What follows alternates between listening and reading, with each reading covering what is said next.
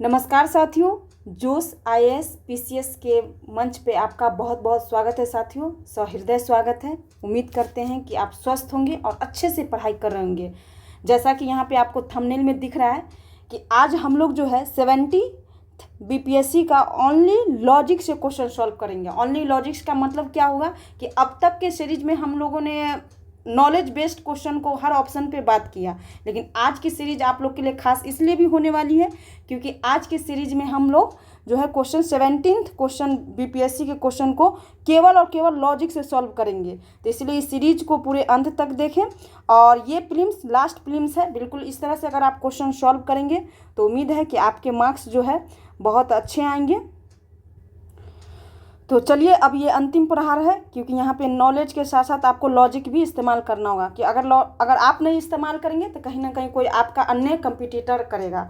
तो इस सीरीज से जुड़ने के लिए आज ही आप हमारे इस चैनल को ज्वाइन कर ले, व्हाट्सएप ग्रुप को, क्योंकि व्हाट्सएप ग्रुप जैसे ही आप ज्वाइन करेंगे तो आपको यहाँ पे क्या है, लाइव आपको सेशन भी दिया जाएगा जिसमें आप अपनी जो भी होगा 1-to-1 मेंटोरशिप का भी आप लाभ यहाँ से उठा सकते हैं और टेलीग्राम चैनल से भी आप जुड़ सकते हैं। तो चलिए, अब हम अपने क्वेश्चन की तरफ बढ़ते हैं और देखेंगे कि यहाँ पे कैसे आप कम नॉलेज में भी अपने आंसर के सही आंसर के नज़दीक आते हैं। तो चलिए, आप लोग भी सोचेंगे, और ये केवल एक पेपर में नहीं बल्कि अगर इस तरह का अगर आप लोग का प्यार बना रहा तो इसमें हम और भी क्वेश्चन 69 हो गया, 68 हो गया, सभी क्वेश्चन के पेपर को इस तरह से आप लोगों के समक्ष लाएंगे और लॉजिक जो एप्टीट्यूड होता है, क्वेश्चन सॉल्व करने का एप्टीट्यूड, उसको डेवलप करवाएंगे।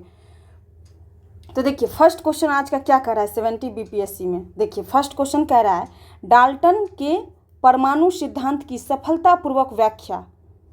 यहाँ पे दे दिया गया है और इसमें आपको 4 दे दिया गया। पहला कह रहा है द्रव्यमान संरक्षण का नियम, सेकंड कह रहा है कि स्थिर संगठन का नियम, थर्ड है कि रेडियोधर्मिता का नियम, और 4 है कि बहु अनुपात का नियम। तो इसमें देखिए, इसको लॉजिक से कैसे आप सॉल्व करेंगे।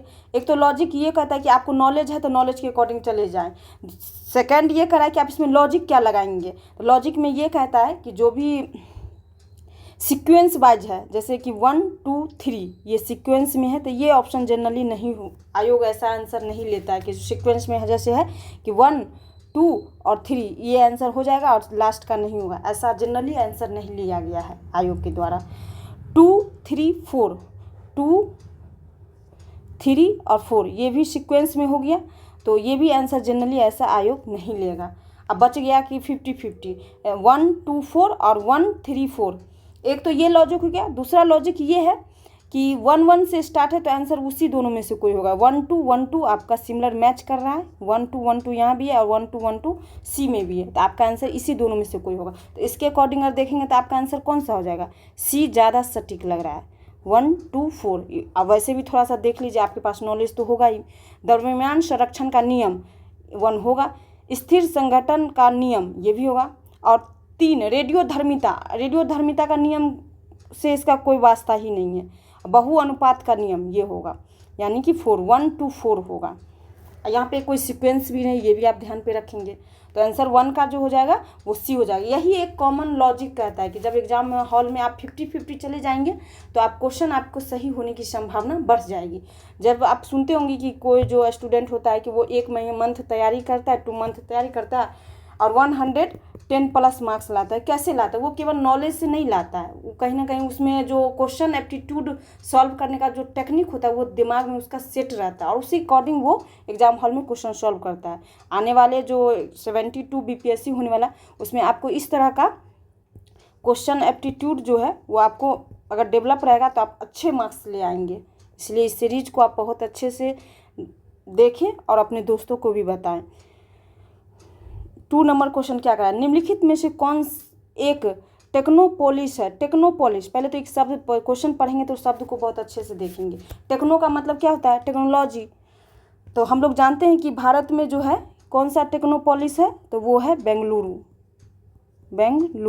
ये आप ध्यान पे रखेंगे। और टेक्नोपोलिस में यहाँ कौन सा है, लंदन, पेरिस, मॉस्को, और ये है सिलिकॉन वैली। तो हम लोग जानते हैं कि सिलिकॉन वैली जो है वो टेक्नोलॉजी के लिए काफ़ी फेमस है, जो कि यूएसए में है। ये आप लोग ध्यान पे रखेंगे। इस तरह से आप क्वेश्चन सॉल्व करेंगे एग्जाम हॉल में। कोई भी शब्द रहे, वर्ड रहे, उसको तोड़िए, ब्रेक करिए। 2 का ए। चलिए नेक्स्ट क्वेश्चन देखते हैं अब हम लोग। नेक्स्ट थर्ड क्वेश्चन क्या कह रहा है, निम्नलिखित में से कौन सा अम्ल पेट में स्त्रावित होता है, मतलब पेट में कौन सा अम्ल जो है वो निकलता है पेट में, आपसे ये जानने का प्रयास कर रहा था। आप सोचिए कि आपके शरीर के अंदर कौन सा अम्ल निकल सकता है, तो कोई हार्ड एसिड तो निकलेगा नहीं, क्योंकि हार्ड एसिड निकलेगा तो इससे आपके शरीर को मतलब कहीं ना कहीं बहुत नुकसान होगा। तो सल्फ्यूरिक अम्ल ये बहुत ही हार्ड है, हार्ड एसिड है ये, तो ये आपके शरीर में कभी निकल ही नहीं सकता है, तो ये नहीं हुआ। नाइट्रिक अम्ल ये भी हार्ड एसिड के अंतर्गत आता है। सबसे इसमें इजी एसिड कौन सा है, जो सबसे सॉफ्ट एसिड हो, HCl, यहाँ पे आपको दिख भी रहा होगा HCl।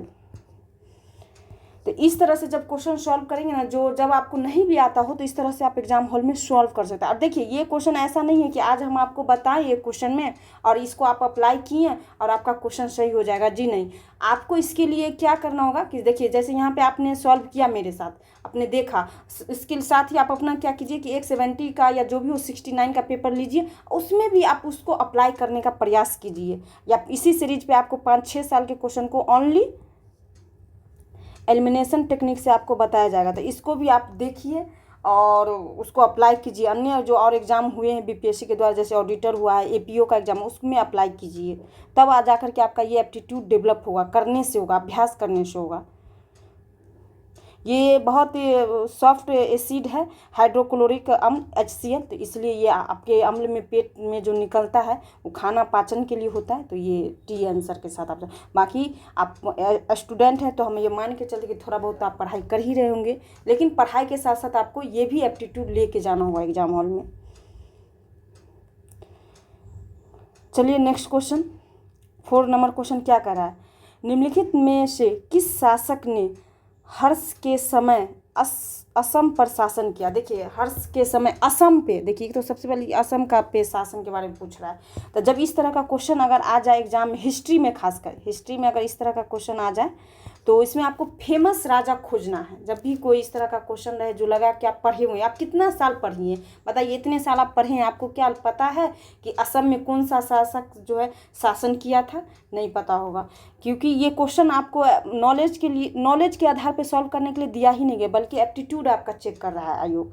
तो देखिए इसमें से फेमस राजा कौन है, अश्वद जहाँ, ये तो नहीं है, राजा दाहिर ये भी नहीं है, तो आप एक ही नाम बचता है, भास्कर वर्मन फेमस है, सबसे फेमस किंग है, फेमस किंग है, तो इसके साथ आप जा सकते हैं। और 90% केस में ऐसा आंसर लेती है आयोग, ये आप लोग ध्यान पे रखेंगे। रिस्क गट्स रखिए अपने अंदर, विश्वास रखिए कि हाँ हम मारते हैं, टिक गेस करते हैं, लॉजिक गेस, और हमारा सही होगा। क्योंकि आप रिस्क नहीं लेंगे तो कोई अन्य आपका जो कंपटीटर होगा वो लेगा और आपसे आगे रहेगा। चलिए नेक्स्ट क्वेश्चन चलते हैं। अब नेक्स्ट क्वेश्चन आपका करंट अफेयर का है, 5th नंबर कह रहा है, समुद्र तल केबल आधारित चेन्नई अंडमान और निकोबार CANI परियोजना का उद्घाटन और राष्ट्र को समर्पण प्रधानमंत्री श्री नरेंद्र मोदी द्वारा कब किया गया। देखिए ये जो जब भी कोई प्रधानमंत्री किसी चीज़ का उद्घाटन करती है, इनोग्रेट करती है, तो उसको आपको ध्यान पे रखना चाहिए। वैसे तो ये तो हो गया कि नॉलेज की अकॉर्डिंग कि हम पढ़ाई करके जाएं और टिक मारें। अगर वैसे आपके पास नॉलेज नहीं है, कन्फ्यूजन में है, भूल गए हैं एग्जाम हॉल में, तो इस क्वेश्चन को कैसे अप्रोच करेंगे वो तरीका आप सीखिए यहाँ से। एक तो है कि अगस्त है और अगस्त है, तो ये मान के चलिए कि कहीं ना कहीं आंसर जो है अगस्त वाला ही होगा, ये जनवरी वाला था, ये ऑप्शन पहले काट दीजिए। इसमें देखिए कि 2 ऑप्शन यहाँ पे आपको सिमिलर दिख रहा होगा, कलर हम चेंज कर लेते हैं क्योंकि आपको इससे सहूलियत होगी। यहाँ पे 10 अगस्त है और यहाँ पर भी 10 अगस्त है, गौर से देखिए, ये 10 अगस्त है, ये 10 अगस्त है, तो आंसर जो है B और D में से ही आपका कोई होगा। अब आपका ये भी ऑप्शन कट गया, या तो 10 अगस्त 2019 होगा या तो 10 अगस्त 2020 होगा। तो अब इसमें से आपको 50-50 पे आ गए हैं, तो आपको अपने नॉलेज का यूज कीजिए और बनाइए, कोई एक ऑप्शन चूज कीजिए, आपका सही होने की संभावना बढ़ जाएगी। वैसे 5th का आंसर जो है वो B है, यानी कि 10 अगस्त 2019 B आंसर आपका सही है।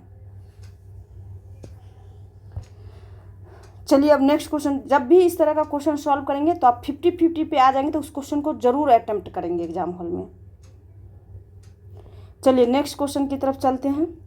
क्योंकि आज का सीरीज का नाम ही है कि फुल्ली आप लॉजिक से क्वेश्चन सॉल्व कीजिए। और यहाँ पे हम आपके साथ वही शेयर करेंगे, नॉलेज हम आपके साथ बहुत ज़्यादा शेयर नहीं करेंगे, सिर्फ एप्टीट्यूड डेवलप करेंगे कि कैसे मतलब जब हम एग्जाम में जाते हैं तो हमारा 110 प्लस मार्क्स आता है और आपका भी आ सकता है अगर इस तरह से आप क्वेश्चन सॉल्व करते हैं तो। किस मीटर का उपयोग वाहन द्वारा तय की गई दूरी को मापने के लिए किया जाता है के रूप में जाना जाता है? तो जो दूरी को मापते हैं उसको क्या कहते हैं? आपसे कॉमन क्वेश्चन यही पूछा जाए। तो ये मीटर तो हम लोग जानते हैं कि ये विद्युत धारा से है, इलेक्ट्रिक करंट से है, विद्युत धारा से जुड़ा है, तो ये तो होगा नहीं। स्पीडोमीटर से क्या आपको लग रहा है? स्पीडो मतलब स्पीड, ये तो स्पीड से जुड़ा होता है, ये तो होगा नहीं, ये कट गया और ये कट गया।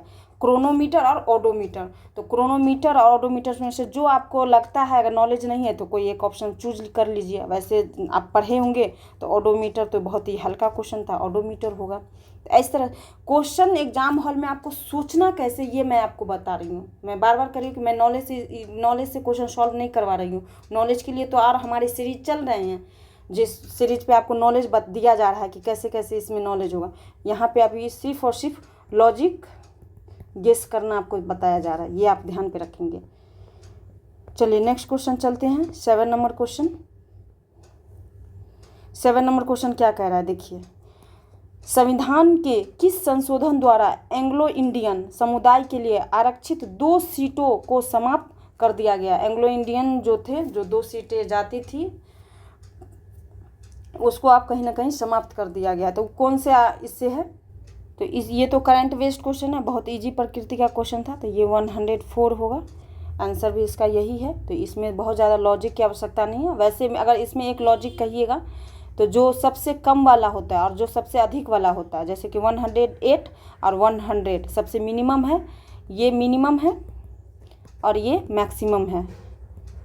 मिनिमम और मैक्सिमम वाला नहीं होता है, जो बीच का होता है, जैसे कि 2 और 4 बीच का है, मिडिल का है। तो इसी में से कोई ऑप्शन होगा तो आप इसी दोनों में से गेस कर सकते हैं। इस तरह के क्वेश्चन में जब भी नंबर वाला टाइप का क्वेश्चन रहे, नंबर टाइप गेस में कैसे करेंगे? तो ये हायर नंबर, ऐसे ट्रिक लिख लीजिए, हायर नंबर कटिंग और लोअर नंबर कटिंग। मतलब इसमें ऐसा नहीं होगा, कहीं कहीं ठीक है एक्सेप्शन होगा कि आपको ऐसा आंसर नहीं होगा, बट 50-60% में इसी तरह रहता है कि आपको हायर वाला भी नहीं रहेगा और लोअर वाला भी नहीं रहेगा। तो जो मिडिल का होगा वही आंसर आपका होगा। मिडिल नंबर गेस करना है आपको, ये ध्यान पे रखेंगे। ये टेक्निक यहाँ पर लिख लीजिए।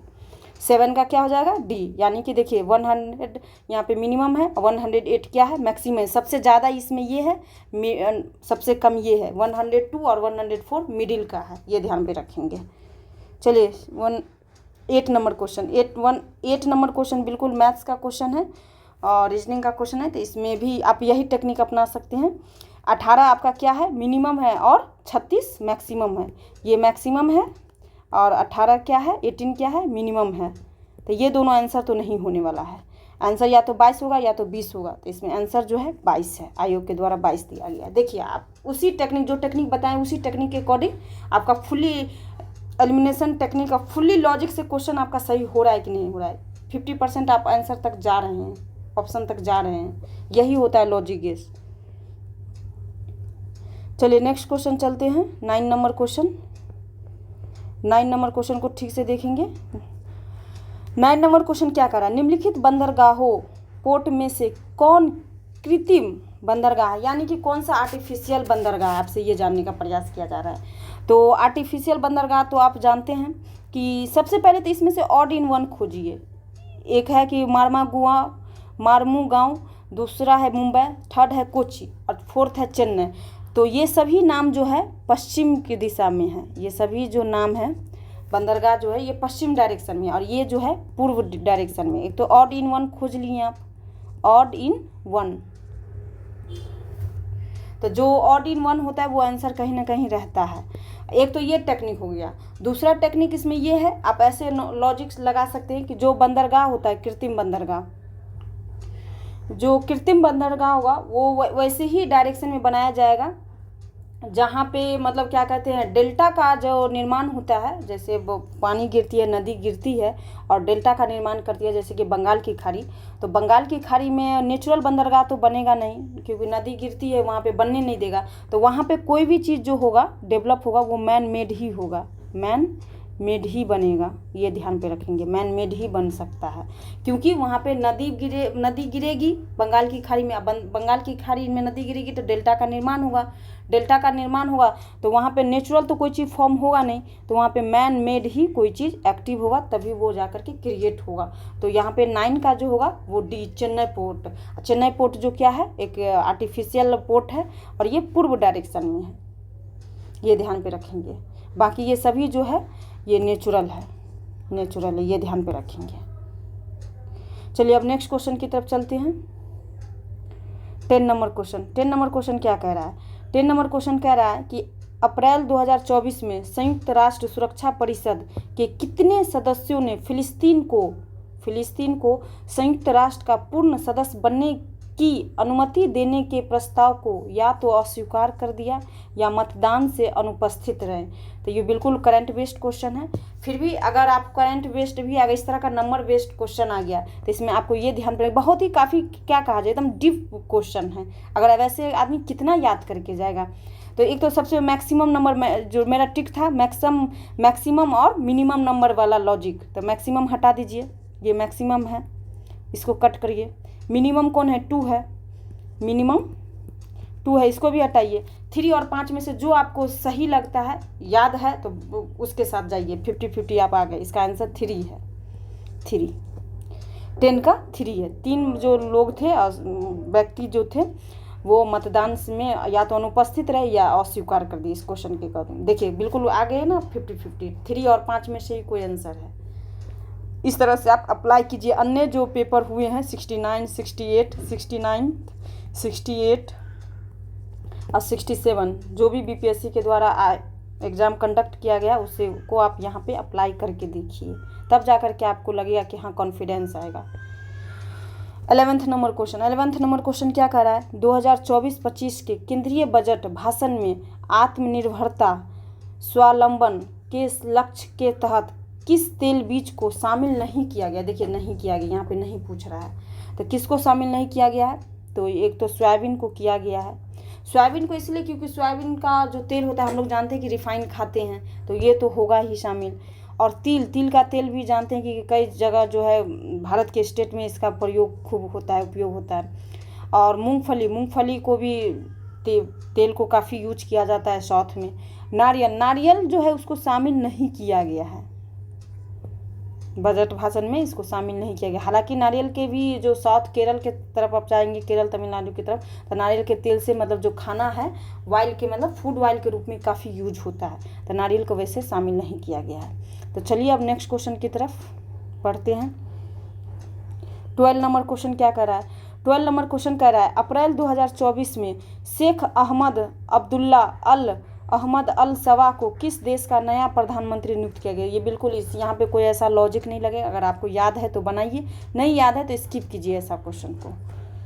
इसका 4 हो जाएगा डी, यानी कि कुवैत का मतलब। वैसे आप तैयारी करके कर रहे हैं तो कुछ इस तरह के क्वेश्चन को तो आप पढ़ के जाएंगे ही और सॉल्व करेंगे ही। 150 क्वेश्चन में आपको 70 से 80% क्वेश्चन जो होते हैं वो आप लॉजिक का यूज कर सकते हैं। कुछ क्वेश्चन जो रहेंगे 60%, 60-70% उसमें आपको नॉलेज की डिमांड होगी, ये आप लोग ध्यान रखिए, इसलिए उसके लिए कुछ पढ़ाई कीजिए। चलिए अब नेक्स्ट क्वेश्चन की तरफ पढ़ते हैं। 13 नंबर क्वेश्चन। 13 नंबर क्वेश्चन क्या कह रहा है? हिस्ट्री का क्वेश्चन है। मराठा शासकों की अष्टप्रधान प्रणाली के संदर्भ में निम्नलिखित का मिलान कीजिए। हम लोग जानते हैं कि मराठा जो शासन हुआ था उसमें अष्टप्रधान के थे, मतलब 8 गो का जो मंत्री का था उसका समूह बनाया गया था, जिसमें हम लोग जानते हैं कि पेशवा सबसे ऊपर होता था। तो पेशवा किस सबसे ऊपर था? तो कौन था? प्रधानमंत्री का जानते हैं पद जो है सबसे ऊंचा। अभी भी वर्तमान एरा में भी देखें तो प्रधानमंत्री का पद जो है भारत में सबसे ऊंचा है। तो पेशवा मीन्स प्रधानमंत्री। आपको बी का 1, और देखिए कि इसमें बी का 1 कौन सा है? बी का 1 एक ही जगह है, आपका आंसर आ गया। इस तरह से आप कॉमन लॉजिक लगा करके जो सबसे इजी रहे उसको मैच करके आप बना सकते हैं। और इसमें एक टेक्निक, मैचिंग वाले में एक टेक्निक ये है साथियों फ्रेंड्स, कि जो क्वेश्चन का नंबर इक्वल बराबर बराबर हो, यानी ए का 1, बी का 2, सी का 3, मतलब डायरेक्ट नहीं होगा। तो इस तरह के ऑप्शन को काट देंगे आप। ए का 1, ये इस तरह का ऑप्शन कभी नहीं होगा, ये ध्यान पे रखेंगे। अब देख लेते हैं सचिव कौन था, पत्राचार प्रभारी, यानी ए का 2। बी का 1 तो जान गए। सी होता है विदेश मंत्री, सामंत विदेश मंत्री, अमात्य वित्त मंत्री। चलिए इस तरह से कॉमन सेंस आप लगाएंगे। 14 नंबर क्वेश्चन क्या कह रहा है। 14 नंबर क्वेश्चन में देखिए, इसमें काफ़ी अच्छा टेक्निक आप यूज कर सकते हैं, ट्रिक्स यूज कर सकते हैं, लॉजिक यूज कर सकते हैं। कैसे करेंगे वो देखिए। सांख्यिकी और कार्यक्रम कार्यान्वयन मंत्रालय, ये तो एक मंत्रालय का नाम दे दिया, औद्योगिक उत्पादन सूचकांक IIP के आंकड़ों के अनुसार वित्तीय वर्ष 2023 में किन सूचकांकों में महत्वपूर्ण वृद्धि देखी गई है, मतलब बढ़ोतरी देखी गई है। तो आप देखिए इसमें कैसे आप गेस करेंगे क्वेश्चन को, टेक्निक देखिए। फर्स्ट में क्या करा है, उपभोक्ता वस्तु और बुनियादी ढांचा ऑब्लिक डैश निर्माण वस्तु। देखिए एक तो सबसे पहले ऑप्शन, अगर इस तरह का जब भी कोई डैश दिखे आपको, इस तरह का ऑब्लिक कॉमा इस टाइप का जब भी कहीं पे दिखे तो आपको रुकना है, थोड़ा सा सोचना है। ये देखिए कभी भी आप क्वेश्चन सॉल्व कीजिए ना, तो एक एस्पिरेंट के नज़रिए से नहीं, कभी कभार एग्जामिनर के नज़रिए से, पॉइंट ऑफ व्यू से भी क्वेश्चन सॉल्व करने का प्रयास कीजिए कि आखिर ऑप्शन ऐसा बनाया क्यों है। जब इस नज़रिए से आप क्वेश्चन को देखते हैं ना, व्यू करते हैं और सॉल्व करते हैं ना, तो आप कहीं ना कहीं किसी अन्य स्टूडेंट से आगे रहते हैं 4 कदम। और ये मान के चलिए कि जो क्वेश्चन बनाने वाले एग्जामिनर है, वो मान के चलिए कि आपके इतनी एक्टिव नहीं है, उसके अंदर, आपके अंदर जितनी एनर्जी है उनके पास इतनी एनर्जी नहीं है। तो उसके नज़रिए से जब क्वेश्चन आप सॉल्व करेंगे तो आप मान के चलिए कि आपका क्वेश्चन जो है आंसर सही होने की संभावना ज़्यादा रहेगी। तो देखिए उपभोक्ता वस्तु और बुनियादी ढांचा निर्माण वस्तु, ये एक ऑप्शन है। दूसरा ऑप्शन क्या है, उपभोक्ता वस्तु और पूंजी वस्तु, विनिर्माण और उपभोक्ता वस्तु। ये देखिए छोटा छोटा, कितना छोटा छोटा लिखा गया है, इसमें ना कोई डैश है ना कोई कॉमा है, ऐसा लग रहा है कि बनाया गया ऑप्शन है। और जो ऑप्शन इसमें आंसर है उसमें देखिए कि कैसे डैश करके दिया गया है। अगर आप कॉमन सोचिए कि जो ऑप्शन अगर नहीं रहेगा, आंसर में नहीं रहेगा, वो ऑप्शन में हम इतना मेहनत क्यों करेंगे, ये सोचिए आप। इसमें ऑब्लिक देने की क्या जरूरत है, इसमें कुछ हल्का सा भी नाम लिख सकते थे, सिंपल सा नेम कोई। तो इसमें आंसर जो होगा ये बुनियादी ढांचा निर्माण और वस्तु, जहाँ जहाँ लगा है आंसर उसी दोनों में से आपका कोई होगा, यानी कि ए और डी में से ही कोई आंसर होगा। ये और ये कट जाएगा, इजी वाला नाम। ये ऑप्शन दिखाने का ये मतलब हुआ कि जब भी किसी क्वेश्चन में लंबा सा रहे, कोई ऑब्लिक का यूज रहे, कॉमा का रहे, हाइफन का यूज रहे, तो उस टाइप के ऑप्शन में आपको रुकना है। क्वेश्चन उसी इर्द गिर्द में आपका आंसर छिपा रहेगा।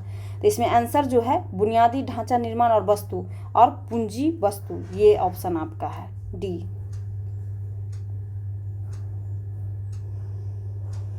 फोर्टीन का डी। इस तरह से आपको सोचना है, और ये एक पेपर में करने से नहीं आएगा, इसके लिए आपको लगातार मेरे साथ 5-6 पेपर, साल के पेपर को कंटिन्यूअसली करना है, टेस्ट में अप्लाई करना है, तब जा कर के आपको ये लॉजिक थिंकिंग आपका डेवलप होगा। 15 नंबर क्वेश्चन क्या कह रहा है, 15 नंबर क्वेश्चन कह रहा है ऊष्मा स्थानांतरण किसके लिए किसी माध्यम की आवश्यकता नहीं होती है कहलाता है। जो ऐसा कह रहा है कि जब हीट का स्थानांतरण होता है तो कहता है उसमें किसी भी माध्यम की आवश्यकता नहीं होती है। तो कौन से ऐसे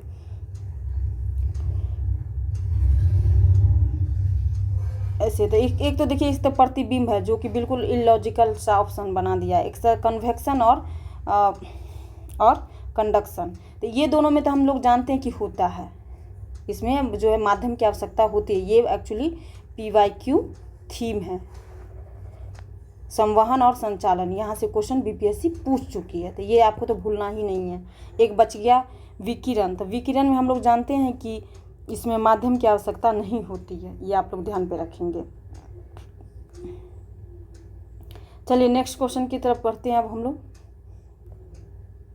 कुछ क्वेश्चन में हम एकदम डायरेक्ट 100% आपको बताएंगे कि यही आंसर होना चाहिए लॉजिक से।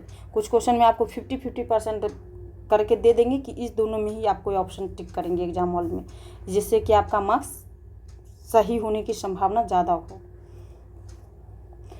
लावा के ठंडा होने और ठोस होने से किस प्रकार की चट्टान बनती है। लावा तो हम लोग जानते हैं कि ज़मीन के अंदर रहता है और गर्म रहता है, काफ़ी हाईली प्रेशर में रहता है, तो गर्म भी रहता है और लिक्विड फॉर्म में भी रहता है।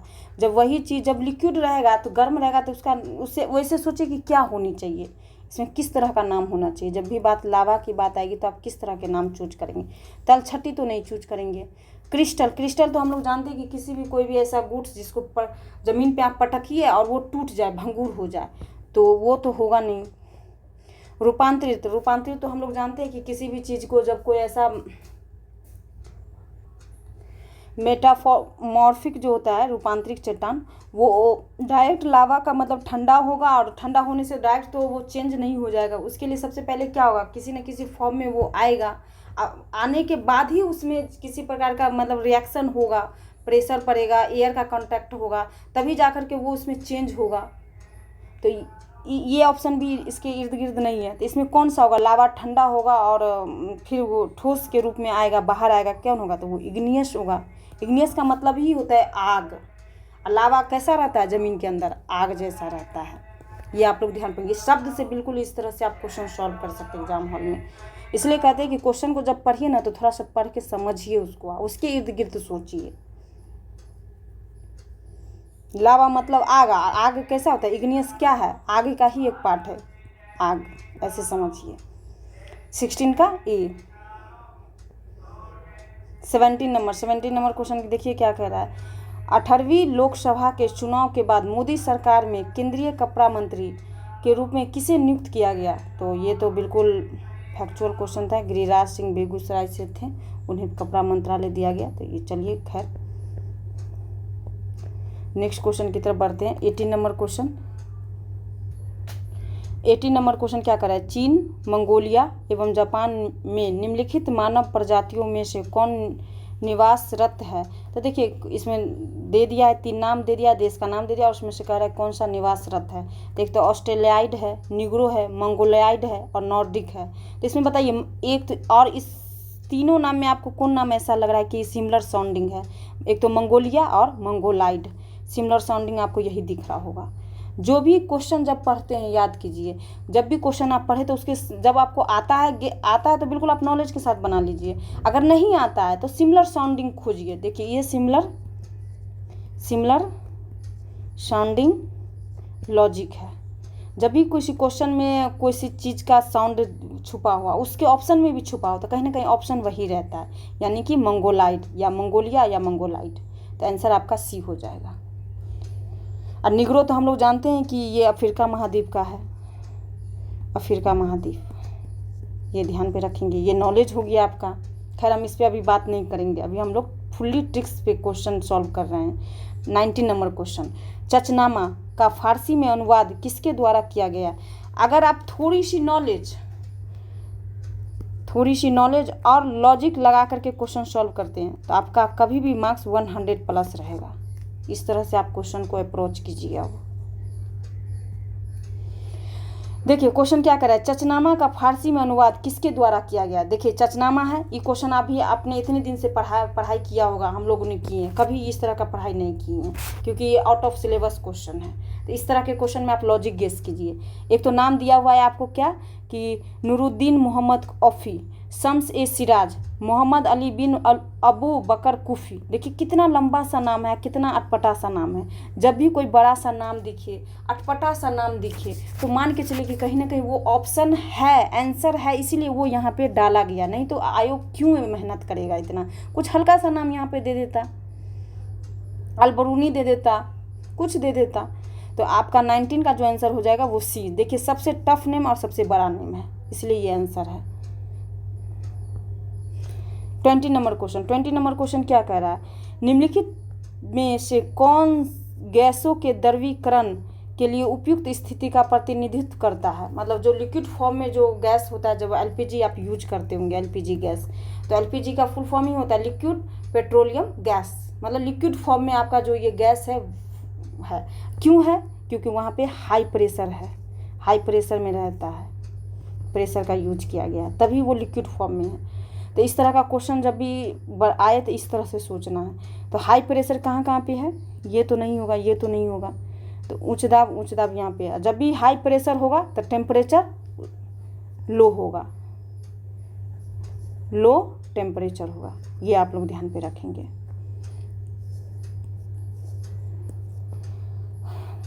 कम तापमान और उच्च दाब ऐसे सोचना है। इसमें थोड़ा सा लॉजिक सोचना था कि ऐसे सोचना था कि एलपीजी गैस हमारे सिलेंडर में है और वहाँ पे एलपीजी में कितना होता है, हाई प्रेशर काफ़ी रहता है, और वो प्रेशर में कौन सा रहता है, मतलब द्रव फॉर्म में रहता है वो गैस, और जब प्रेशर हाई रहेगा तो टेम्परेचर ऑलरेडी कम रहेगा। ऐसे सोचना है। 21 का क्वेश्चन क्या करा है, उस निर्वाचन क्षेत्र का नाम बताइए जहाँ से ओडिशा के नए मुख्यमंत्री मोहन चरण मांझी हाल के राज्य विधानसभा चुनाव में चुने गए थे। देखते बहुत ही वाहियात किस्म का क्वेश्चन है। इसमें बताइए कैसे किसी को पता होगा कि कहाँ से, तो ये क्योंझर था, क्योंझर, ये आप ध्यान पर रखें, क्योंझर। चलिए नेक्स्ट चलते हैं। इस तरह का क्वेश्चन आए तो बनाइए, नहीं तो स्किप कीजिए। 22 नंबर क्वेश्चन क्या कह रहा है, किसानों द्वारा विपत्तियों का सामना करने को उजागर करने के लिए सहजानंद सरस्वती ने किस समाचार पत्र को प्रकाशित किया था। एक तो सहजानंद सरस्वती इतनी बड़ी पर्सनालिटी है बिहार के संदर्भ में देखे तो, और खासकर जब किसान की बात आती है तो उसको तो एकदम अच्छे से करके जाना ही है। लेकिन बताइए, इस क्वेश्चन को मैं बिल्कुल लॉजिक से आपको बताऊंगी। देखिए, एक तो सहजानंद सरस्वती है, सहजानंद सरस्वती का संबंध किससे है, हम लोग जानते हैं कि किसान से है। और इसमें नाम सब देखिए, लोक संग्रह, the broken wing, Indian nation, निर्बल सेवक। देखिए एक चीज़ आप गौर कर रहे होंगे कि ये दो नाम जो है इंग्लिश नेम है, और इंग्लिश नेम कभी भी किसान के संदर्भ में जब भी कोई चीज़ लिखा जाएगा तो इतना इंग्लिश नेम लिखा जाएगा। आप ही बताइए, एक कॉमन सोचिए आप, एक मान लीजिए कि अभी आप एक किसी चीज़ का किसान का नेता है। अगर आप किसान का नेता है तो कॉमन सोचिए कि आपके में बिहार में आप जहाँ रहते हैं, जिस स्टेट में रहते हैं, वहाँ पे कितने लोग जो है इंग्लिश को समझते हैं। समझने वाले लोगों में क्या किसान कितने % है जो कि इंग्लिश को समझते हो, इंग्लिश को बोलते हो या इंग्लिश को पढ़ते हो। वर्तमान स्थिति ये है कि 10th के एग्ज़ाम तक जो है, आप जो एग्ज़ाम देते हैं बिहार बोर्ड का, उसमें इंग्लिश मात्र एक मतलब क्या कहा जाए, एक विषय के रूप में ओनली शामिल किया गया है, जिसका पास और फेल से कोई ऐसा बहस नहीं है। तो वहाँ पे अंग्रेजी में कैसे कोई पुस्तक लिखेगा कोई नेता, और लिखेगा तो क्या वो जिसके लिए लिखेगा उसके लिए सार्थक हो पाएगा। तो इंग्लिश का नाम तो हटा ही दीजिए। अब बच गया आपको 2 ऑप्शन, आपका हट गया। ऐसे एग्जाम में आपको सोचना है कि ये पुस्तक किसके द्वारा लिखी गई है और किसके संदर्भ में लिखी गई है, तब जाकर के ये क्वेश्चन सॉल्व होगा। ये पढ़ाई आप कहीं भी किसी भी बुक को पढ़ लीजिए, इस तरह के क्वेश्चन आपको नहीं नॉलेज से बनने वाले हैं। इसको आप पढ़ लीजिएगा, नेक्स्ट टाइम आयोग 4 क्वेश्चन और एक्स्ट्रा दे देगी। क्या करेंगे आप, कितना बुक पढ़िएगा। तो इसीलिए कहा जाता है कि आप लॉजिक डेवलप करके जाइए, फिर आपको बुक कम पढ़ने की जरूरत पड़ेगी। तो एक है लोक संग्रह और दूसरा है निर्बल सेवक। तो एक बात बताइए, इसमें या तो आंसर ए होगा या तो डी होगा। अब इस दोनों में से आपको सबसे अच्छा आंसर चूज करना है, तो किसको चूज करिएगा। तो एक तरफ देखिए निर्बल शब्द का यूज किया गया है, ये जो कि निगेटिव वर्ड है, निगेटिव वर्ड है, मतलब बोलने से लगता है कि निर्बल निगेटिव है। कभी भी किसी चीज़ का शीर्षक जो रखा जाता है, टाइटल जो रखा जाता है, वो पॉजिटिव रखा जाता है। तो 22 का जो हो जाएगा वो ए हो जाएगा। इसमें लग रहा है कि लोक संग्रह पॉजिटिव है। ये ऑप्शन क्यों हटा दिए, क्योंकि यहाँ पे निर्बल शब्द लिखा हुआ था। निर्बल मतलब ही होता है कमजोर। चलिए अब 23 का देखते हैं। 23 नंबर क्वेश्चन क्या कर रहा है, एक दिन में घड़ी की सुइयां कितनी बार मेल खाती है। एक तो ये मैथ का क्वेश्चन है, रीजनिंग का क्वेश्चन है। और तो इस तरह के क्वेश्चन में मैंने ट्रिक्स जो बताया कि मैक्सिमम नंबर और मिनिमम नंबर के साथ नहीं जाना है, बीच में जाना है। तो 12 हटा दीजिए और 4 हटा दीजिए, बाकी 23 और 22 इस दोनों में से कोई ऑप्शन चूजिए। आपका आंसर जो है वो डी है। देखिए 50-50 में से ही आंसर ले रहा है, आप ये भी गौर कर रहे होंगे। अब तक का जो ट्रिक्स बताया गया उस ट्रिक्स में आप देख रहे होंगे कि आपका ट्रिक्स फेल नहीं हो रहा है, ये गौर कर रहे होंगे। ये मिनिमम हुआ और ये आपका मैक्सिमम नंबर हो गया। 23 और 22 मिडिल नंबर है, तो मिडिल नंबर के साथ ही आप किसी एक के साथ चले जाइए। चलिए अब नेक्स्ट क्वेश्चन की तरफ बढ़ते हैं साथियों। और ये ट्रिक्स टेक्निक का क्लास आपको कैसा लग रहा है। अगर अच्छा लग रहा है तो अपने दोस्तों के साथ ज़रूर शेयर कीजिए, क्योंकि कई ऐसे स्टूडेंट हैं, 1000 स्टूडेंट हैं जो पढ़ते तो बहुत है लेकिन प्रीलिम्स पास नहीं कर पाते हैं। अगर हो सकता है कि वहाँ तक ये बातें चली जाए विद्यार्थियों तक चली जाए तो हो सकता है कि वो भी अच्छे से क्रैक कर ले। निम्नलिखित में से कौन सा लोहे का अयस्क है? तो लोहे का अयस्क आपसे पूछ रहा है। तो सिनेबार तो जानते हैं कि ये मरकरी का है, ये तो नहीं होगा। बॉक्साइट तो जानते हैं कि ये एल्युमिनियम का है। और लिमोनाइट या तो ये होगा या तो ये होगा। तो आपका आंसर जो है 24 का वो सी है, लिमोनाइट है। और पाइराइट जो है वो सल्फर और गोल्ड का, इसमें सल्फर और गोल्ड का ये बाई प्रोडक्ट है, ये ध्यान पे रखेंगे। तो आंसर ये जो हो जाएगा वो सी हो जाएगा। 50-50 आपका इसमें भी आपको आंसर आ गया था। सिनेबार और बॉक्साइड हट गया था, लिमोनाइट और पाइराइट में ही आपको आंसर चूज करना था। चलिए नेक्स्ट क्वेश्चन चलते हैं आप हम लोग। ये अब हिस्ट्री का क्वेश्चन है 25। फराजी आंदोलन के संस्थापक कौन थे? ये बताइए। ये बीपीएससी PYQ है, न जाने कितनी बार ये क्वेश्चन पूछा गया है। तो ये जानते हैं कि हाजी सरीतुल्लाह है। कुछ पढ़ाई आप करते हैं तो PYQ थीम याद कर लीजिए और टिक्स टेक्निक को डेवलप करके चले जाइए, आपका एकदम सेफ मार्क्स आप एकदम पास कर जाएंगे। चलिए अब नेक्स्ट क्वेश्चन की तरफ बढ़ते हैं। 26 नंबर क्वेश्चन क्या कह रहा है, देखिए। हमास के शीर्ष नेता इस्माइल हनीयेह 31 जुलाई 2024 को कथित तौर पर इजरायली हवाई हमले में कहाँ हत्या कर दी गई थी? तो कहाँ हत्या कर दी गई थी? तो ये ईरान में हत्या कर दी गई थी। ये बिल्कुल फैक्चुअल है, करंट बेस्ड क्वेश्चन है। इतना तो आप पढ़ाई करेंगे कि कुछ इस तरह के क्वेश्चन को आप मेमोरी बेस्ड रहेगा तो जिसे आप सॉल्व करेंगे। तो चलिए अब नेक्स्ट क्वेश्चन की तरफ चलते हैं। जहाँ पे टेक्निक का यूज होगा मैं साथियों खुद बताऊंगी आपको कि मैं कैसे एग्जाम में क्वेश्चन को हैंडल करती हूँ और अच्छे मार्क्स के साथ क्वालिफाई करती हूँ। ये देखिए, क्रिसिल की रेटिंग रिपोर्ट के अनुसार वित्तीय वर्ष 2030 तक भारत में कॉरपोरेट बॉन्ड बाजार कितना बढ़ने की उम्मीद है? देखिए, एक तो सबसे पहली बात, इतना रिपोर्ट है, हम किन किन रिपोर्ट को याद रखें। उसमें भी इस तरह के में कह रहा है कि इसमें उम्मीद की बात कर रही है, एक्सपेक्टेड की बात करें कि इतना उम्मीद किया जा रहा है। तो जब भी इस तरह का क्वेश्चन आए कि उम्मीद की जा रही है या एक ऐसा अनुमान लगाया जा रहा है, तो इस तरह में हमेशा राउंड फिगर में इस तरह का आंसर होता है। राउंड फिगर का कहने का मतलब यहाँ पे ये हुआ कि कभी भी इस तरह का नाम जो रहेगा तो जैसे 100, 200 रहेगा, 500, 1000 रहेगा, इस तरह से रहेगा। मतलब 50, 70, 120, 150 इस तरह का डाटा नहीं अनुमान किया जाएगा। जब भी इस तरह का जब उम्मीद की बात की जाती है, अनुमान की बात की जाती है, तो राउंड फिगर वाला आंसर ही जनरली डाटा आंसर रहता है। तो इसमें बताइए राउंड फिगर में कौन कौन है? इस तो राउंड फिगर से हट गया। 50, 70 ये राउंड फिगर में नहीं है। 70, 90 ये भी राउंड फिगर में नहीं है। राउंड फिगर में आपका कौन है? 100 से 120, 100 यहाँ पे राउंड फिगर है। एक तो ये टेक्निक हो गया। दूसरा टेक्निक ये था मैक्सिमम और मिनिमम नंबर वाली बात, कि मैक्सिमम भी नहीं होगा और मिनिमम भी नहीं होगा। तो मिनिमम कौन है यहाँ पे? ये है डाटा 50 से 70, ये नहीं होगा, ये मिनिमम है, इसको काटिए। मैक्सिमम 120 या 150 ये भी नहीं होगा, ये मैक्सिमम नंबर है, ये भी हटाइए। अब बच गया कि दो डाटा, 100 से 120, अब 70 से 90 के बीच, इसी दोनों में से कोई आपको मारना था। दो ट्रिक्स है यहाँ पे। एक तो राउंड फिगर है, जब भी किसी चीज़ को कहता है कि हम अनुमान लगाए हैं या उम्मीद करते हैं या इतना तक हो जाएगा, वर्ष 2030 तक इतना हो जाएगा, तो एक प्रकार का गेस कर रहे हैं। तो गेस कभी भी राउंड फिगर में किया जाता है। एक टेक्निक ये हो गया। दूसरा टेक्निक ये है कि मिनिमम नंबर और मैक्सिमम नंबर नहीं होगा, डाटा नहीं होगा, जो बीच का होगा वो होगा। चलिए 28 नंबर क्वेश्चन देख रहे हैं। 28 नंबर क्वेश्चन क्या कह रहा है? थोड़ा सा क्वेश्चन लंबा है, फिर भी चलिए 28 नंबर क्वेश्चन। निम्नलिखित भारत की पर्वत से श्रेणियाँ हैं, तो कौन सा पर्वत श्रेणियाँ हैं? तो इनका पूर्व से पश्चिम सही क्रम क्या है? आपको इसमें जो है पश्चिम से पूर्व की ओर, पूर्व से पश्चिम की ओर आपको इसमें क्रोनोलॉजी में सजाना है। पूर्व से, तो पूर्व में हम लोग जानते हैं कि गारो खासी पहाड़ियाँ जो है ये मेघालय में है और ये नॉर्थ ईस्ट का पार्ट है। तो ये तो सबसे पूरब हो जाएगा, सबसे पूरब हो जाएगा।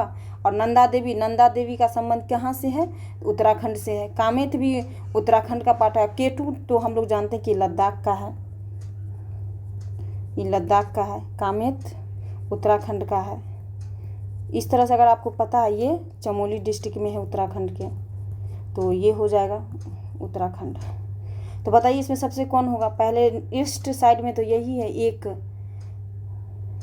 देखिए एक ही जगह है। देखिए एक भी अगर आपको पता है तो हो जाएगा। इसमें आपको कंफ्यूज करने के लिए ऐसा नहीं दिया है कि एक से ऑप्शन नहीं बनाया है, एक ही अगर आपको पता है तो आप बना ले जाएंगे। 1 2 3 4 इस तरह से आप बना लेंगे। चलिए अभी नेक्स्ट क्वेश्चन 29 नंबर क्वेश्चन देखते हैं। 29 नंबर क्वेश्चन क्या कह रहा है? इसमें सूची 1 को सूची 2 से मिलान करना है। एक तरफ ये दिया हुआ है और दूसरी तरफ उसका उद्योग दे रहा है। एक तरफ वैशाली, भागलपुर, जमुई और मधेपुरा। तो मधेपुरा के बारे में तो हम लोग जानते हैं कि मधेपुरा में रेल डिब्बा का कारखाना है। डी का 3 देखिए एक ही जगह है, आपका हो गया। एक भी मधेपुरा में रेल डिब्बा कारखाना है और जमुई में जानते हैं कि सोना है। इससे पहले भी PYQ पूछा गया है, BPSC 68 में पूछा गया है, 69 में पूछा गया है। तो ये तो आपको गलत होना ही नहीं चाहिए। C का 2 देखिए, C का 2 एक ही जगह है। आगे आपका आंसर A का 4 पुष्प उत्पादन होता है वैशाली में और भागलपुर में रेशमी वस्त्र है। बताइए कितना इजी क्वेश्चन था। ये तो PYQ है, ये PYQ थीम है। ये क्वेश्चन तो आपको गलत होना ही नहीं चाहिए। चलिए अब नेक्स्ट क्वेश्चन की तरफ चलते हैं। नेक्स्ट क्वेश्चन क्या कह रहा है आपका? 30 नंबर। लगभग 200 वर्षों तक तटस्थ रहने के बाद मार्च 2024 में निम्नलिखित में से कौन सा देश आधिकारिक तौर पर नाटो में शामिल हो गया? मतलब आपसे ये पूछ रहा है कि 2024 में जो है नाटो में कौन सा देश शामिल हुआ है, उस समय हुआ था। तो आपसे जानकारी ये है कि ये स्वीडन शामिल हुआ था। ये बिल्कुल फैक्चुअल क्वेश्चन है। और नाटो की स्थापना तो जानते कि 1949 में की गई थी। तो चलिए अब नेक्स्ट क्वेश्चन की तरफ बढ़ते हैं। 31 नंबर क्वेश्चन। 31 नंबर क्वेश्चन क्या कर रहा है? उर्वरक के किस घटक का उपयोग शीघ्र विकास को प्रोत्साहित करने के लिए किया जाता है? एक तो शीघ्र विकास की बात यहाँ पे है, तो कौन ऐसा जो है यहाँ पे उर्वरक में जो है ऐसा चीज़ डालते हैं जो जल्दी विकास करता है पौधे को? तो इसमें बताइए। इसमें नाइट्रोजन तो कभी नहीं होगा, ऑक्सीजन तो कभी नहीं होगा। इसमें या तो पोटेशियम होगा या तो फास्फोरस होगा। 50-50 आप ऐसे ही सोच सकते हैं। तो फास्फोरस जो है वो जल्दी से विकास, पौधे को विकास करने में सहायक होती है। तो ये आप लोग ध्यान पे रखेंगे। 50-50 तक पहुंचा देना मेरा लक्ष्य है। बाकी अगर आपके पास थोड़ी सी लॉजिक केस अच्छी होगी तो आप अच्छे नंबर के साथ पास कर जाएंगे। चलते हैं 32 नंबर क्वेश्चन। 32 नंबर क्वेश्चन, हाँ चलिए 32 नंबर क्वेश्चन यहाँ है। मलिक काफूर को 1000 दिनारी के नाम से भी जाना जाता है। इसे किसने खरीदा था? एक तो ये ध्यान पे रखेंगे कि मलिक काफूर को क्या कहा जाता है? 1000 दिनारी, क्योंकि 1000 दिनार में उसे खरीदा गया। तो इसे कह रहा है कि किसने खरीदा था? तो ये नुसरत खान ने इसे खरीदा था 1000 दिनार में। ये ध्यान पे रखेंगे। बिल्कुल फैक्चुअल क्वेश्चन है और इस पर बहुत ज़्यादा सोचने की ज़रूरत नहीं है। चलते हैं हम नेक्स्ट क्वेश्चन की तरफ। 33 नंबर क्वेश्चन। बिहार राज्य जल विद्युत शक्ति निगम की स्थापना निम्नलिखित में से किस वर्ष की गई थी? ये जो राज्य विद्युत शक्ति का जो स्थापना है वो पूछा गया रहा है कि कब किया गया था। तो ये 1982 में किया गया था। ये ध्यान पे रखेंगे। हाँ, एक यहाँ पे आप कह सकते हैं कि अगर आपको यहाँ पे ईस्वी नहीं पता है तो इस तरह के क्वेश्चन को आप स्किप कर दीजिए। बहुत ज़्यादा इसमें रिस्क लेने की, कुछ क्वेश्चन 20 क्वेश्चन 30 क्वेश्चन आप छोड़ भी सकते हैं एग्जाम हॉल में। नहीं आता तो ज़बरदस्ती अटेम्प्ट नहीं करना है। आता है तो बहुत अच्छी बात है, बनाइए। 34 number question. New lamps for the old किसने लिखा है? तो किसने लिखा है? ये अरविंद घोष ने लिखा है। ये BPSC का PYQ है, थीम है ये। इस तरह से थीम अगर आप चाहते हैं तैयार करना तो आप बिल्कुल जो SciSpecies को सब्सक्राइब कर ले और हमारे व्हाट्सएप ग्रुप से बिल्कुल जुड़ जाएं, जो कि वीडियो के डिस्क्रिप्शन में नीचे दिया रहेगा। आप जाइए, उससे ज्वाइन कर लीजिए, ताकि वहाँ पे आपको जो गूगल मीट के माध्यम से जो लाइव क्लास दी जाती है उसमें आप जुड़ सके, अपनी समस्याएं को पूछ सकते हैं, 1-to-1 मेंटरशिप ले सकते हैं। क्योंकि अगर 72 BPSC अगर आप प्रीलिम्स देना चाहते हैं तो किसी ऐसे संस्थान से, ऐसे लोगों से ज़रूर जुड़ जाएं जो आपके लिए अच्छे से काम कर सके। और जो SciSpecies से ज़्यादा अच्छा कोई संस्थान हमें नहीं लगता है कि आपको मिलेगा। तो चलिए अब नेक्स्ट क्वेश्चन की तरफ चलते हैं। 35 नंबर क्वेश्चन। 35 नंबर क्वेश्चन क्या कह रहा है? अंतर्राष्ट्रीय ओलंपिक दिवस 2024 जो हर वर्ष 23 जून को मनाया जाता है का विषय क्या है? एक तो ये ध्यान पे रखिए कि 23 जून को क्या मनाया जाता है? ओलंपिक दिवस। ये ध्यान पे रखें। तो इसका विषय क्या था ये पूछ रहा है। तो इसका विषय क्या था, इसका विषय जो था 2024 में, आइए आगे बढ़े और जश्न मनाएं। जब भी आप करंट पढ़े तो एक चीज़ गौर करिएगा, आप थीम हर चीज़ का पढ़ लीजिएगा, क्योंकि थीम से क्वेश्चन पूछ रहा है। तो एक तो हो गया कि 35 का डी, आइए आगे बढ़े और जश्न मनाएं। तो अब 2024 से अब आ गया 2026। 2026 में क्या थीम था ये आप ध्यान पे रखिए, आपके लिए ये इम्पोर्टेंट है। 2026 में थीम है खेल, सेतु निर्माण, याद कर लीजिए, सेतु निर्माण, बाधाएं तोड़ना। 2026 का जो ओलंपिक है उसका थीम है खेल, सेतु निर्माण, बाधाएं तोड़ना, ऐसे ध्यान पे रखिए। और 23 जून को क्या मनाया जाता है, ओलंपिक दिवस, ये भी आपके लिए इम्पोर्टेंट है।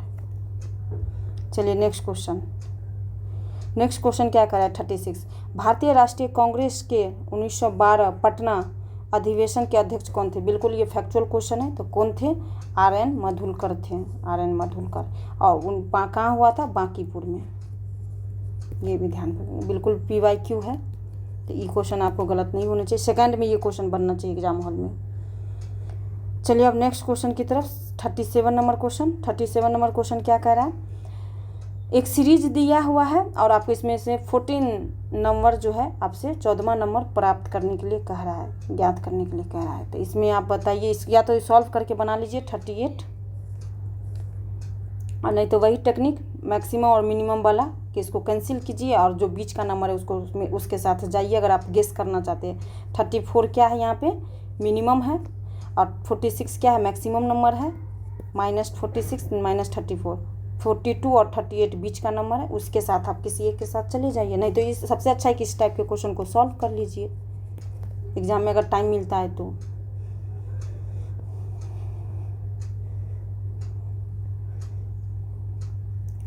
थर्टी एट नंबर क्या कह रहा है, आर्थिक सर्वेक्षण 2023-24 के अनुसार वित्तीय वर्ष 2024 में वर्तमान कीमतों पर कृषि, उद्योग और सेवा क्षेत्रों का कुल सकल मूल्य वर्धित यानी कि GVA में कितना योगदान है, मतलब कितना % योगदान है कृषि का, उद्योग का और सेवा क्षेत्र का। तो कितना % योगदान है बताइए। याद है तो अच्छी बात है, याद के साथ बनाइए। अगर नहीं याद है, कन्फ्यूजन है डाटा में, तो कैसे इसको सॉल्व कीजिएगा वो मैं आपको बता रही हूँ। 17.7 और 17.7 दो जगह आपको ऑप्शन दिया गया है। दो क्वेश्चन की शुरुआत जो है एक ही नंबर से, एक ही डेटा से है। तो ये मान के चलिए कि आंसर जो है इसी दोनों में से, A और C में से ही आपका कोई आंसर होगा। लेकिन आप कौन सा होगा, इस दोनों को हटाइए। ये आंसर इसलिए ऐसे बनाया गया है कि अगर आपको एक डाटा पता भी है कि 17.7 है, तो आयोग जो है कन्फ्यूजन क्रिएट करने के लिए कि दो ऑप्शन को एक जैसा क्रिएट करता है, बनाता है, फ्रेम करता है, ताकि आप कन्फ्यूज करें। वो तो अपने नज़रिए से ही क्वेश्चन को फ्रेम किया, लेकिन हम लोग सॉल्व करेंगे अपने नज़रिए से। अगर हमको नहीं पता है तो हम इसी दोनों में से आंसर सॉल्व करने का प्रयास करेंगे। जिस बच्चे को नहीं आता, स्टूडेंट को नहीं आता, उसके लिए तो ये फ्री के मार्क्स होंगे अगर सही हो जाते हैं तो 38 का जो आंसर है वो 17.7, 27.6 और 54.7 है। तो इस तरह से आप याद कर लेंगे इस डेटा को, इस तरह से लॉजिक गेस करेंगे, और साथ ही साथ इस टाइप के क्वेश्चन को आप इकोनॉमिक सर्वे से प्रिपेयर कर लेंगे। ये ध्यान पे रखिए, प्रिपेयर कर लेंगे। चलिए अब नेक्स्ट क्वेश्चन की तरफ चलते हैं। 39 नंबर क्वेश्चन, हाल ही में उद्घाटन किया गया राष्ट्रीय डॉल्फिन अनुसंधान केंद्र बिहार के किस शहर में स्थित है। तो जब भी बिहार की बात आए और शहर की बात आए तो पटना को आपको भूलना नहीं है, क्योंकि पटना ज़्यादा डेवलप है और पटना में ज़्यादा काम किया जा रहा है, क्योंकि राजधानी है। किसी भी राज्य की जब राजधानी होती है तो वहाँ पे काम ज़्यादा होता है और डिस्ट्रिक्ट की तुलना में, तो पटना में है। गंगा नदी वैसे भी जानते हैं कि डॉल्फिन, गंगा नदी में ही डॉल्फिन रहेगा, तो पटना में सबसे ज़्यादा गंगा नदी का विस्तार है, तो वहीं पे होगा, ऐसे सोचना है आपको। चलिए नेक्स्ट क्वेश्चन, 40 नंबर क्वेश्चन। उम्मीद है कि आपको ये सीरीज काफ़ी अच्छा लग रहा होगा। अगर अच्छा लग रहा है तो बिल्कुल ऐसे अंत तक देखिए, और अंत तक में और अच्छे क्वेश्चन गेस किए जाएंगे कैसे होगा। निम्नलिखित में से कौन सा सोडा अम्ल अग्निशामक का घटक है, तो कौन सा है बताइए। तो इसमें जो है ये सी, तनु सल्फ्यूरिक अम्ल और बाइकार्बोनेट विलियम, बाइकार्बोनेट विलियम, ये ध्यान पे रखेंगे। आपका आंसर जो हो जाएगा सी हो जाएगा।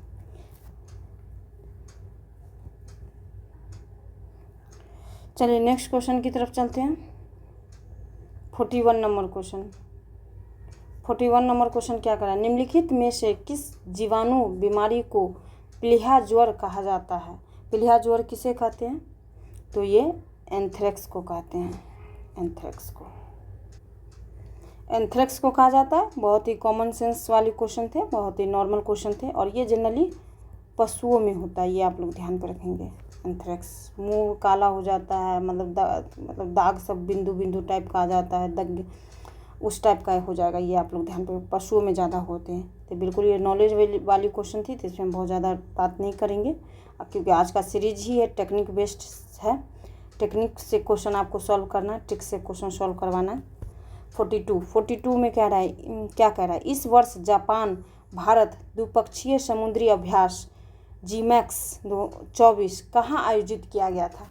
देखिए इस तरह का जब भी क्वेश्चन बनाए ना, पूछे ना आपसे कि कहाँ ये किया गया है, कोई अब समुद्री अभ्यास या कोई नौसेना अभ्यास इस टाइप का, तो इस टाइप के क्वेश्चन में एक चीज़ याद रखिएगा, जब भी कोई नाम इस तरह का रहे, तो जब भी ब्रॉड एरिया वाला नाम जो रहेगा ना, वो ऑप्शन आंसर में नहीं होगा। ब्रॉड एरिया में आप सोचिए कि कौन कौन यहाँ पे नाम है जो ब्रॉड एरिया को कवर करता हो, लार्ज एरिया को कवर करता हो। तो हम लोग जानते हैं कि प्रशांत महासागर काफ़ी ब्रॉड है, लार्ज एरिया है, लार्ज एरिया, और ये भी लार्ज एरिया है, तो जो लार्ज एरिया वाला क्षेत्र होगा वो वहाँ नहीं होगा, तो इस ऑप्शन को काट दीजिए। जो छोटा होगा, नैरो होगा, वही आंसर आपके साथ होगा। जब भी कोई पूछे कि समुद्री अभ्यास का कोई स्थान पूछे, तो वही आंसर होगा। यहाँ पे एक तो है विशाखापत्तनम भारत, और जो योकोसुका जापान, देखिए एक तो देश का नाम दे दिया, कहीं ना कहीं वो इंडिकेट कर रहा है कि इसी दोनों में से आपको आंसर छांटना है। इस दोनों में कोई देश का नाम नहीं है, बस खाली क्षेत्र दे दिया है, बंगाल की खाड़ी, प्रशांत महासागर। जब भी आयोग क्वेश्चन बनाता है तो एक तो आंसर सही वो देता है, दूसरा जिस देश के साथ हो रहा है उसका नाम आपको घुसा देगा उसमें ज़बरदस्ती। अब 2 ऑप्शन तो उसको और बनाना है, तो वो कैसे सोचेगा कि चलो कुछ लिख देते हैं, पैसिफिक ओशियन लिख देंगे, बे ऑफ बंगाल लिख देंगे, अरब सागर लिख देंगे। इस तरह से वो ऑप्शन क्रिएट करता है, बनाता है, फ्रेम करता है। तो इसका आंसर जो है ये है, जापान में जो है, ये जापान भारत का जो समुद्री अभ्यास था वो जापान में किया गया था, योकोसुका में, बस ये ध्यान पे रखिए।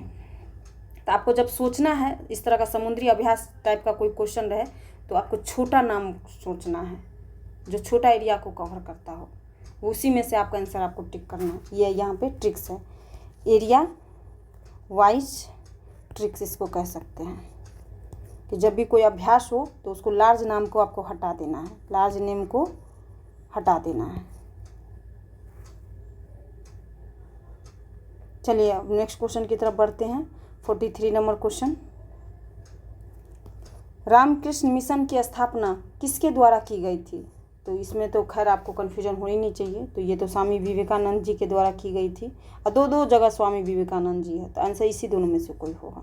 एक तरफ विद्यासागर, इसको काट दीजिए। अगर आपको पता है तब तो आप मान लीजिएगा, तुरंत टिक कर लीजिएगा, अगर नहीं पता है तो फिर भी गेस कैसे कीजिएगा।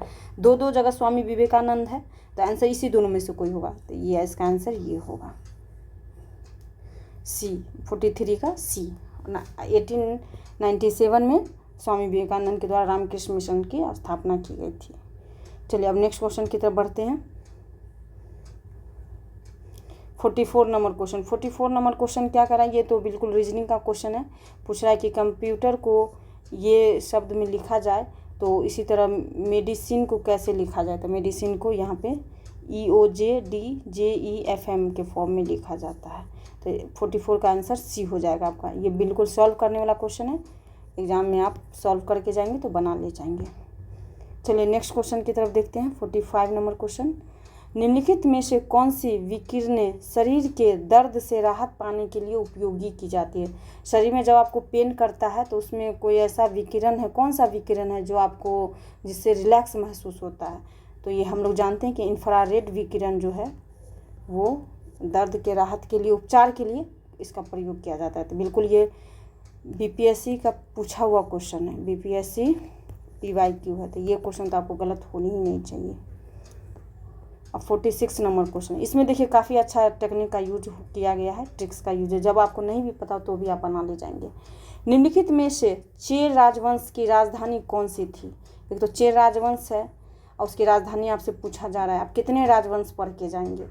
एक सीमा है, तो एक है मदुरै, दूसरा है कांचीपुरम, और फर्स्ट में देखिए कितना कैसे ऑप्शन बनाया गया है, कुरुवुर ऑब्लिक करूर। बोले थे कि जब भी डैश लगा रहे, कॉमा लगा रहे, हाइफन लगा रहे ऑप्शन में, तो आपको एक बार 1 मिनट के लिए रुकना है, वहाँ पे कुछ सेकंड के लिए रुकना है। और देखिए कैसे इस तरह का ऑप्शन फ्रेम किया गया कि इस पर किसी प्रकार का ये नहीं किया जाए कि ये ऑप्शन नहीं होगा, अच्छे से फ्रेम किया गया। जो ऑप्शन अच्छा से फ्रेम किया गया है ना, लिखा गया है ना, सजाया गया ना, मान के चलिए कि वो कहीं ना कहीं आंसर है। तो 46 का आंसर जो आपका हो जाएगा वो ए हो जाएगा।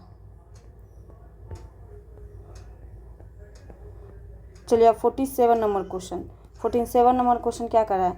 अंग्रेजी नीतियों की आलोचक कृति गरीब हिंदुस्तान, जिसे बिहार में 1930 में अंग्रेजों ने प्रतिबंधित किया, के लेखक थे कौन से? ये पूछ रहा है कि गरीब हिंदुस्तान जिसे 1930 में जो है अंग्रेजों ने प्रतिबंधित किया था, इसके लेखक कौन है, आपसे ये पूछ रहा है। तो एक तो नहीं आता है तो आप इस क्वेश्चन को छोड़ दीजिए। वैसे 90% बच्चे को ये क्वेश्चन नहीं ही आता होगा एग्जाम हॉल में, ये मान के चलिए। जो आपको नहीं आता ये मान के चलिए सामने वाले को भी नहीं आता, लेकिन हो सकता है इस क्वेश्चन को आप स्किप कर देंगे, लेकिन जो एप्टीट्यूड डेवलप करके गया है स्टूडेंट वो छोड़ेगा नहीं, वो बनाएगा, रिस्क लेगा वो।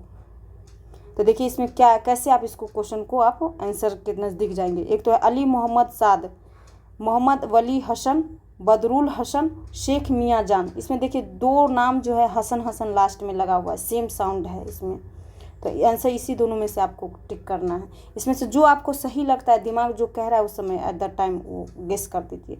और इसमें भी जब आपको मारना हो तो जो बड़ा टाइप का नाम हो उसके साथ आप जाइए। मोहम्मद वली हसन इसमें बड़ा नाम है तो इसके साथ आप जा सकते हैं। ऐसे आप एलिमिनेशन लॉजिक गेस करके आप अच्छे मार्क्स ला सकते हैं एग्जाम में। चलिए 48 नंबर क्वेश्चन देखते हैं। 48 नंबर क्वेश्चन वैसे आयोग के द्वारा जो है इसमें पूछा गया था कि बिहार के सकल घरेलू उत्पाद जीडीपी में कृषि का कितना योगदान है। तो ये क्वेश्चन जो है आयोग के द्वारा डिलीट कर दिया गया था, तो इसका आंसर हम कुछ भी नहीं होगा। वैसे अगर आप तैयार अभी के अकॉर्डिंग आपको करना है 2024-25 के अकॉर्डिंग, तो इसमें अभी जो है जीडीपी में जो योगदान है कृषि का वो 18.3% है, ये ध्यान पे रखेंगे। कंट्रीब्यूशन है एग्रीकल्चर का, ये आप लोग ध्यान पे रखेंगे। और रोजगार जो है प्राइमरी सेक्टर में जो है ये कंट्रीब्यूशन है 18.3%, ये आप यहाँ पे लिख लीजिए प्राइमरी सेक्टर। और रोजगार कितना परसेंट लोगों को यहाँ पे मिलता है? 54.2%। देखिए कितना बड़ा फार डिफरेंस, एक तरफ तो रोजगार 54.2% है, कंट्रीब्यूशन कितना है? मात्र 18.3%। और विकास दर जो है वो 3.8% है, ये याद कर लेंगे ये सभी डाटा। क्रॉप डेंसिटी जो है अभी हमारा 1.52 है, ये ध्यान पे रखेंगे, बढ़ गया है, ये भी आप लोग याद रखेंगे। वर्तमान के अकॉर्डिंग है, इसको याद कर लेंगे आप। चलिए नेक्स्ट क्वेश्चन की तरफ अब बढ़ते हैं हम लोग। 49 नंबर क्वेश्चन क्या कह रहा है? 49 नंबर क्वेश्चन कह रहा है राष्ट्रीय प्रतिदर सर्वेक्षण कार्यालय NSSO के अनुसार 2017-18 से 2022-23 तक महिला श्रम बल भागीदारी दर कितनी वृद्धि हुई है? तो आपको वृद्धि पूछ रहा है, तो एक तो आता है तो आप आंसर के साथ जाएं, अगर नहीं आता है तो इसमें गेस कीजिए। वही वाली बात कि जब 2 डाटा से ऑप्शन, एक डाटा से 2 ऑप्शन अगर स्टार्ट हो तो आंसर उसी के आसपास आपका होगा, और रहता भी है 90% में ऐसा केस में आपको आंसर वही रहता है। तब एक तो 25.3 है, एक तरफ 20.3 है, तो इस दोनों ऑप्शन को तो काट दीजिए। 2 ऑप्शन में है 23.3% और सी में भी है 23.3%। आंसर आपका इसी दोनों में से कोई होगा। एग्जाम में इसी तरह आप गेस करेंगे। अगर डाटा आप भूल जाते हैं एग्जाम हॉल में, तो प्रेशर में जनरली लोग भूल ही जाते हैं, तो इसमें 23.3% से 37% तक है, ये आप लोग ध्यान पे रखेंगे।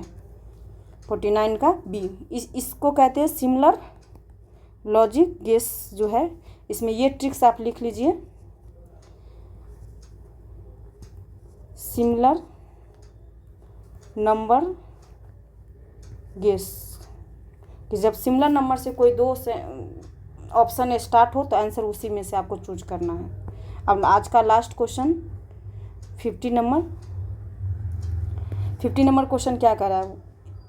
1 जनवरी 2024 को किस देश ने ब्रिक्स की अध्यक्षता संभाली? मतलब ये पूछा है कि 2024 में जो है ब्रिक्स की अध्यक्षता किसने की थी? तो रूस ने की थी। ये आप लोग ध्यान पर रखेंगे, ये तो बिल्कुल फैक्चुअल क्वेश्चन है। और 18वां जो ब्रिक्स हुआ है उसका कौन किया? अभी के अकॉर्डिंग आप ध्यान पे रखिए, ब्रिक्स जो है ये भारत में हुआ है, ये आप ध्यान पे रखिए। और 17वां इससे पहले ब्रिक्स का जो अध्यक्षता है वो ब्राज़ील के द्वारा किया गया है। ये दो नाम याद रखिए, क्योंकि 17वां भी याद रखिए और 18वां तो याद रखिए ही। 18वां जो हुआ है वो भारत में हुआ और इससे जस्ट पहले वाला ब्रिक्स का ब्राज़ील के द्वारा अध्यक्षता की गई है। ये आप ध्यान रखें। तो साथियों, उम्मीद करते हैं कि ये सीरीज़ आपको काफ़ी अच्छी लगी होगी। बिल्कुल लॉजिक बेस पे इसको सारे क्वेश्चन को आपको सॉल्व करने का प्रयास किया गया। अगर ये सीरीज़ आपको अच्छी लग रही है तो बिल्कुल इसे लाइक करें, शेयर करें, और जिस ग्रुप में आप 2-4 ग्रुप में जुड़े हों तो वहाँ पे शेयर कर दीजिए, क्योंकि अच्छा अगर इस तरह का गेसिंग क्वेश्चन अगर बच्चे तक पहुँच जाएगा तो उम्मीद है कि जो बच्चे बार बार प्रीलिम्स फेल कर रहे हैं उन्हें मदद मिलेगी अच्छे नंबर से पास होने में। तो मिलते हैं अगली कक्षाओं में, क्लास में। तब तक के लिए धन्यवाद।